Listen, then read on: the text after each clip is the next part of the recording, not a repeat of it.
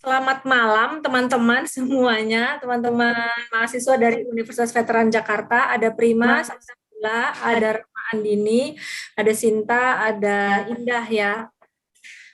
Tadi juga saya barusan habis diskusi sama teman-teman kalian ya, Ari dan lain-lain. Kita mau ngebahas tentang apa sih keresahan anak muda zaman sekarang, terutama lagi di pandemi COVID-19. Ada yang mau sharing? Dari saya dulu Ibu, selamat malam. Sebelumnya terima kasih karena sudah mengundang kami untuk berdiskusi bersama Ibu. Mungkin untuk keresahan dalam kondisi seperti ini, kalau dari saya pribadi saya ngerasa ketika ada PSBB di perpanjang, maaf pengadaan PSBB, terus nanti makin lama tuh kalau misalnya udah batas waktunya tuh pasti nanti diperpanjang lagi itu loh Bu. Nanti saya kayak merasa kayak ini emang keadaannya semakin hari kayaknya belum semakin membaik ya, terbukti nih kita bisa lihat dari PSBB juga terlihat nih setiap ada pengadaan PSBB waktunya sudah selesai tetap akan diperpanjang dengan waktu selanjutnya. Saya juga kayak merasa sedih juga sih Bu, maksudnya kayak keadaan kok sekarang jadi kayak gini, kayak pasti kemana-mana harus aware banget pakai masker, harus tetap stay bersih gitu Bu, harus pakai sanitizer, cuci tangan, terus juga lebih hati-hati buat kontak fisik sama orang-orang, karena kita sendiri pun juga nggak tahu kan orang itu pernah terpapar atau enggak, jadi lebih itu sih Bu, kayak lebih kondisi sekarang kok gini ya, beda banget, jauh banget udah kontras dan itu udah hampir setahun kita di kondisi seperti ini. Ya, tapi mungkin ada juga orang-orang yang udah berani ya, soalnya ya, kayaknya berpergian, liburan, ya beberapa mungkin kalau yang public figure kayaknya udah pada pergi keluar luar negeri, dan itu tetap feeling safety gitu ya. Kalau menurut kalian gimana? Memang harus kita yang memberanikan diri atau ya udah deh tetap worry aja, tetap nunggu kebijakan dari pemerintah yang ya lanjutin aja deh PPKM-nya, terus kita lebih memilih untuk hati-hati mungkin nggak kemana-mana. Ibu izin saya mau berpendapat. Ya. Emang ya Bu, saat ini kita lihat ya banyak banget public figuran gitu yang pergi keluar uh, kemana-mana gitu kan, ke luar negeri. Kayak dengan mudahnya mereka itu keluar, sedangkan kayak dari sisi masyarakat itu sendiri masih ketat gitu loh Bu. Kayak peralihan atau mobilitas di masyarakat itu sendiri itu masih kuat banget kan Bu. Kayak mereka tuh masih susah buat datang dari satu tempat ke satu tempat yang lain. Tapi sedangkan dari public figure ini sendiri tuh kayak dengan mudahnya mereka pergi ke luar negeri gitu kan. Sedangkan posisinya juga bukan jatuhnya apa ya, kayak sebenarnya masyarakat ini juga pasti udah jenuh ya Bu sama kondisi seperti ini, kayak udah capek banget gitu, kayak kita aktivitas segala apapun semua itu dari rumah gitu kan. Nah mungkin dari pandangan dari masyarakat itu sendiri juga pasti adalah rasa iri dari public figure ini, kok mereka bisa gitu dengan mudahnya keluar gitu kan, keluar masuk Indonesia. Terus sedangkan dari kitanya sendiri itu masih kayak dipersulit untuk mobilitas sendiri itu sih Bu. Jadi kayak saya rasa pasti dari masyarakat ini sendiri udah sampai di titik jenuh sih. Makanya mungkin dari penerapan kebijakan PSBB ataupun PPKM itu sendiri, masyarakat itu kayak udah mulai capek, kayak ya udahlah gitu, yang penting kita tetap safety gitu, tetap jaga kesehatan dan lain-lainnya untuk bisa bisa apa ya, bisa menghilangkan rasa kejenuhannya itu sendiri sih Bu, kalau dari saya. Iya, mungkin udah ada di zona nyaman ya sekarang, mau nggak mau harus nerima gitu, dan ya ada juga bisa jadi kita yang nggak tahu dari public figure itu kan mereka memenuhi semua persyaratan ya, sudah tes dan lain-lain ya, karena memang mungkin punya duit gitu untuk ngelakuin hal tersebut. Tapi kalau kita yang perekonomiannya menengah ke bawah atau mungkin masih di kategori menengah, terkadang kan mau berpergian harus berpikir ulang ya, nanti biasanya cuma keluar buat beli tiket doang. Tapi sekarang keluar uang buat buat bayar tesnya dulu ya, harus di swab dan lain-lain. Tapi kan teman-teman udah dipermudah ya persyaratan sekarang, cukup dengan 2 kali vaksin, bukannya?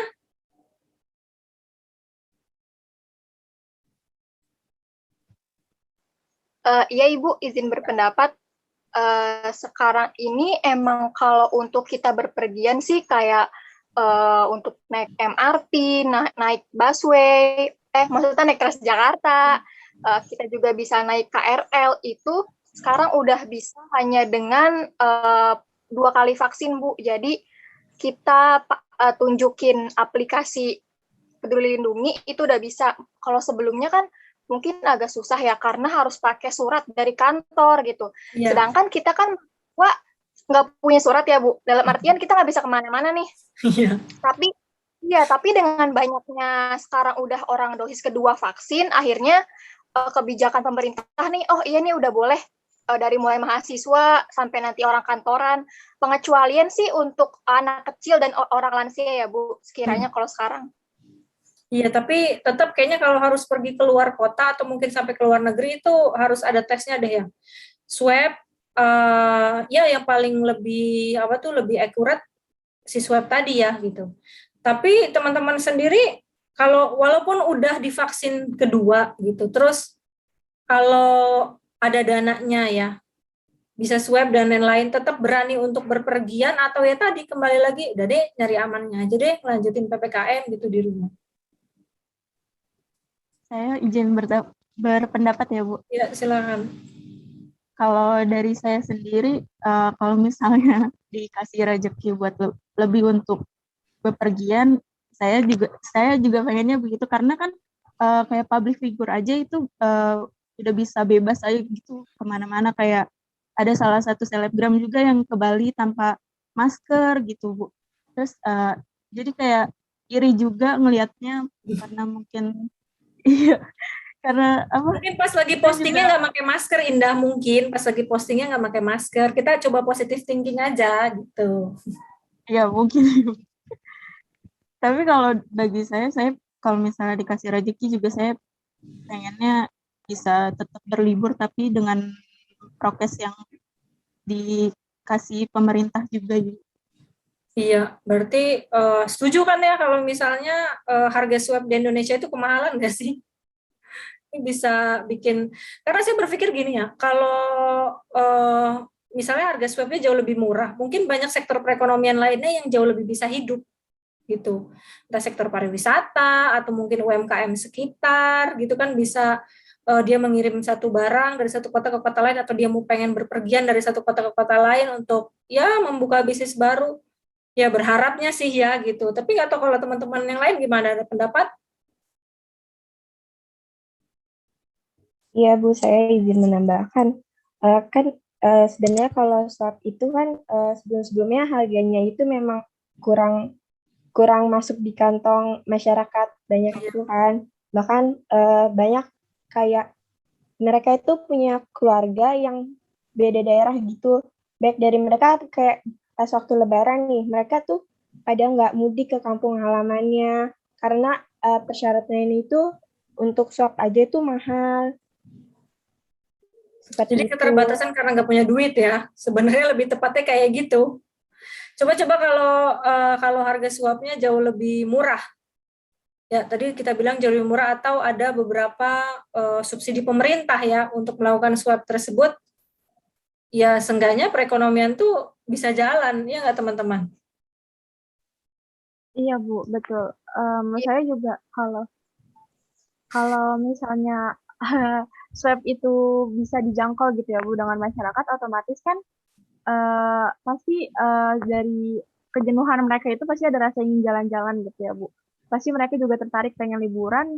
Nah mungkin kayak selama pandemi ini tentunya pasti kan pariwisata tuh sepi ya Bu, sepi pengunjung ya kan karena adanya kebijakan dari pemerintah itu sendiri. Nah akhirnya itu bakal berdampak kan Bu sama dari UMKM atau usaha yang berdiri di pariwisata itu sendiri. Nah mungkin kalau misalnya emang harga swab itu disubsidi oleh pemerintah dan emang mudah dijangkau oleh masyarakat, tentunya pasti bakal berdampak sih Bu menurut saya ke perekonomian karena tentunya mobilitas masyarakat ini sendiri tuh pasti bakal berkembang gitu Bu karena mereka bakal mencoba mencari tempat yang setidaknya tuh pasti mereka pengen ada wishlist gitu loh Bu. Oh ini udah selesai, maksudnya sudah mulai mendingan gitu kondisinya, bisa saatnya untuk liburan. Nah mungkin dari situ sih mereka bisa mendorong juga dari perekonomian itu sendiri Bu.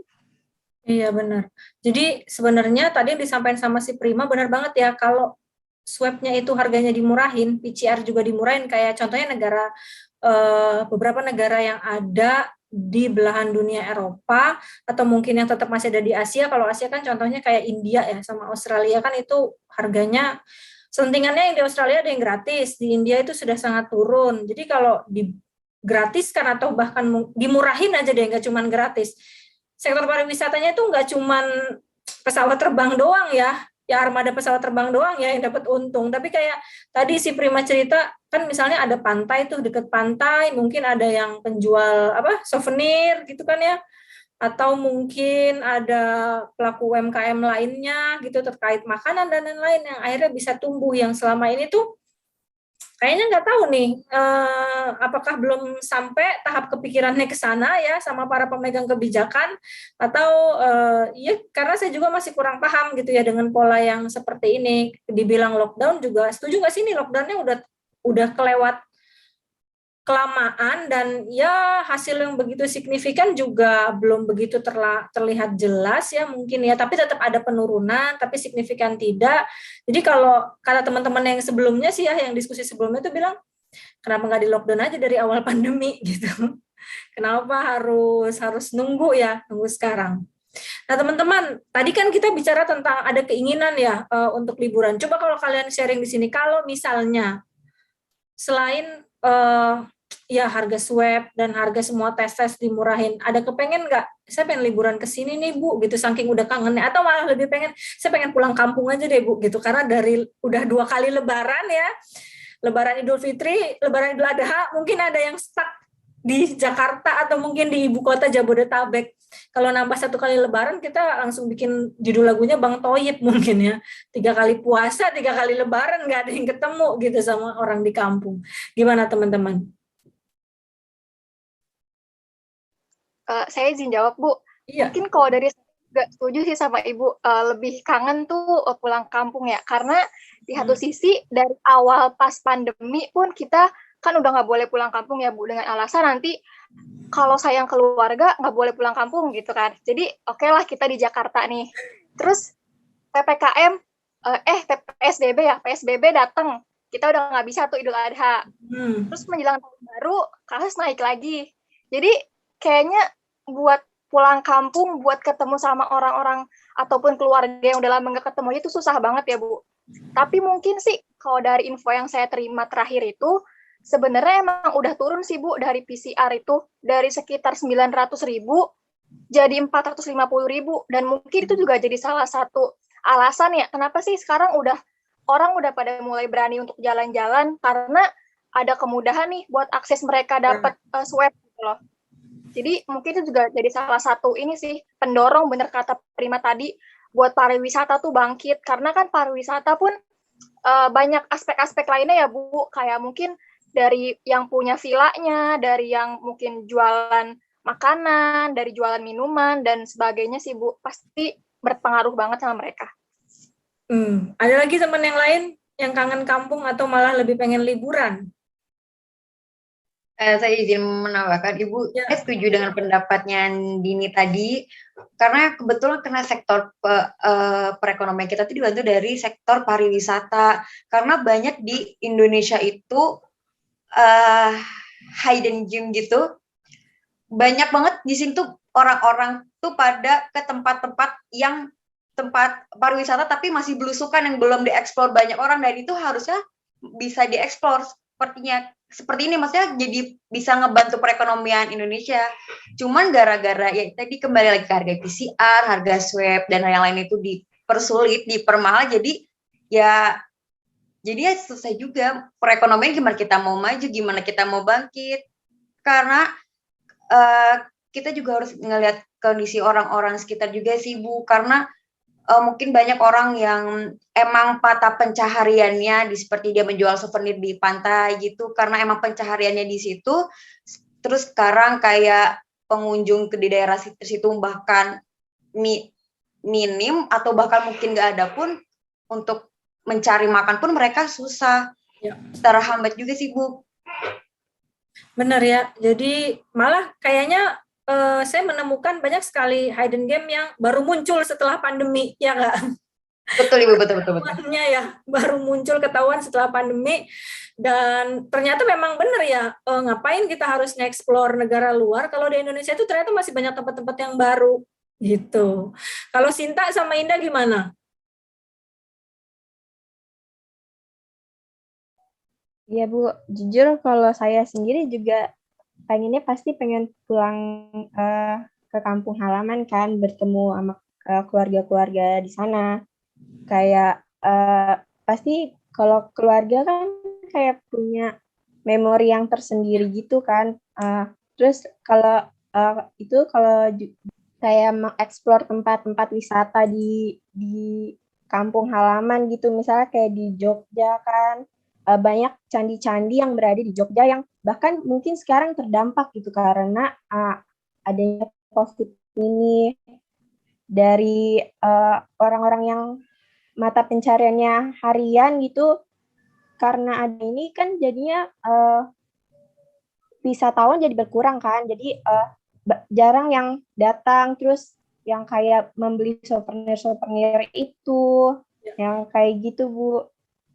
Nggak kebayang deh ini kalau terakhir saya 2000 berapa ya, 19 itu ke Candi Borobudur itu masih banyak ya orang-orang yang jualan masuk ke dalam candinya, sampai kan kalau mau masuk ke dalamnya itu harus pakai kayak mobil golf yang kecil itu ya supaya kita nggak capek jalan.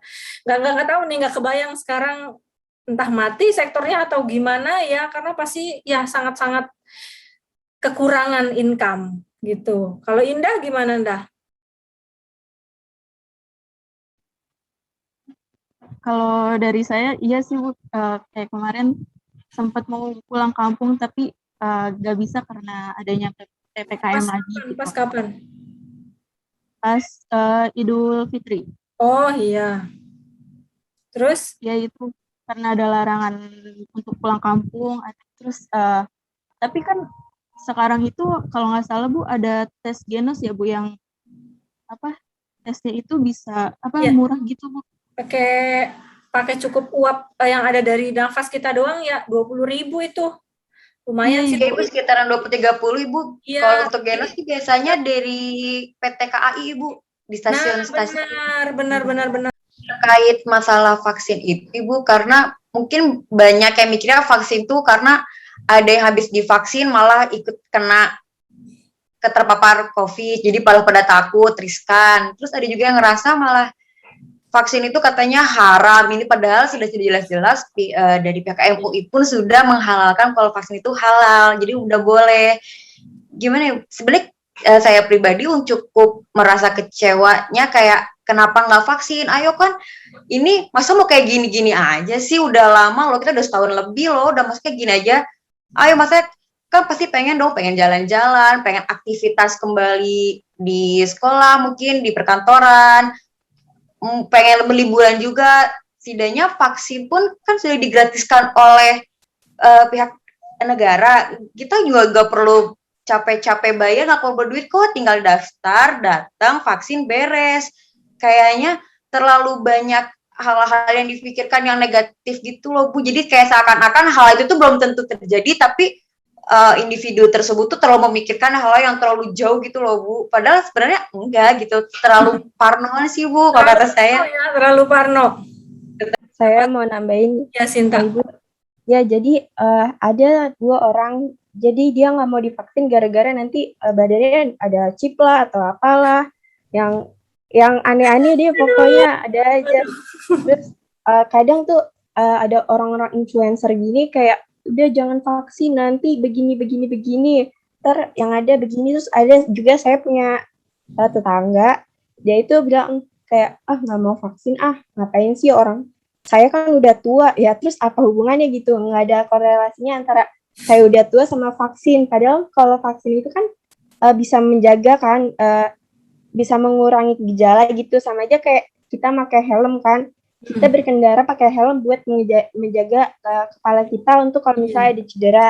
Nah, vaksin juga kayak gitu, kayak mengurangi gejala yang parah gitu, seperti itu Bu.